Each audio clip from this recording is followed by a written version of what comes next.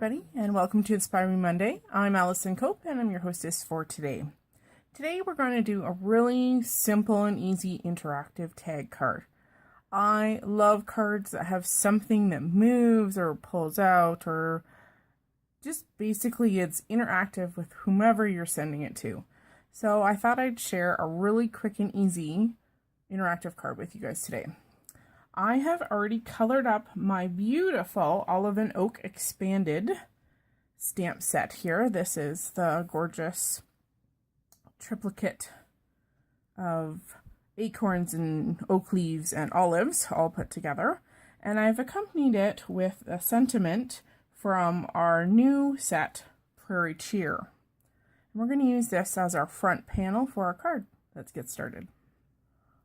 I've already started to prepare our card base. This card base is 5 1/4 by 5 1/4 top folding card, and I've already matted it with some pretty round cardstock and this really cool plaid. So that's going to be our card base. I'm going to set it aside for the moment, and we're going to create our focal point.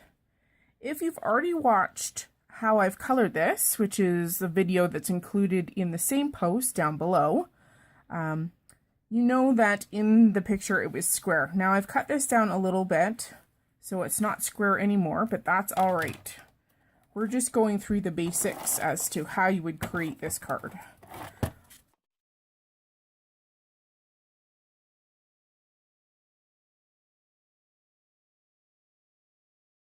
Now you don't need a double mat for this, but I wanted to include the brown and the teal color back into my card so that it stands out a little bit better against our background. It just helps frame everything up a little bit. And that's why I included a double mat. Now, you will need a 3-dimensional foam adhesive or multiple layers of cardstock for this interactive card. The next thing you'll need is a tag that is a little bit larger than this and a little bit smaller all in the same time. So I'm going to position my focal image more so to the left. So my tag, I want to be peeking out from the right hand side here. That's why I'm leaving kind of a different width on my framing. And so we're now going to make a little pocket to fit our tag. So I'm going to do that by flipping this over, and I know that this now becomes the bottom, and I know my tag is going to stick out, say, approximately like this on the bottom. Remember, when you flip it, it's reversed, so the bottom is at the top now. Now, what you want to do is create a pocket using your foam so that your tag has somewhere to sit.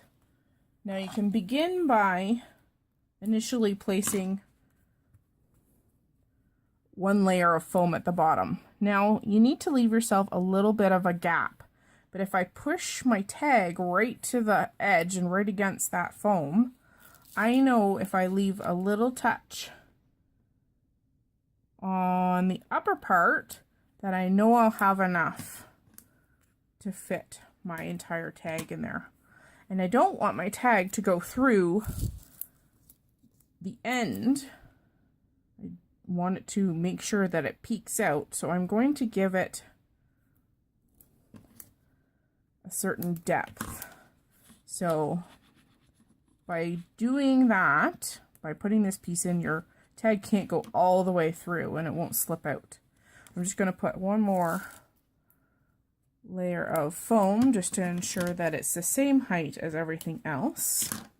I am going to remove this for the moment, and I'm going to peel the backer and adhere this down. So we're going to stick that front panel down where you would like it. Now remember our tag. This does not have to be a die cut by any means. Use your scraps and just cut a tag out, and you can just use your scissors and cut the ends out, or use your corner rounder.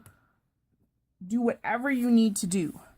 So I've actually made an accompanying tag using the same stamp set, And the same stamp set for the greeting, which is the Prairie Cheer. And in looking at both of these, with the greeting overlapping the image here, we want to make sure that our sentiment is sitting out and is a little bit more exposed and easier to read. So I'm going to take my gel pen and I'm just going to help just the parts of that sentiment that need some help standing out. It doesn't have to be super, but a lot of those cross the black lines, so I wanted to make sure that they pop. I'm going to do the same thing with the word cheer. It's kind of hanging in there and not quite as prevalent like it should be.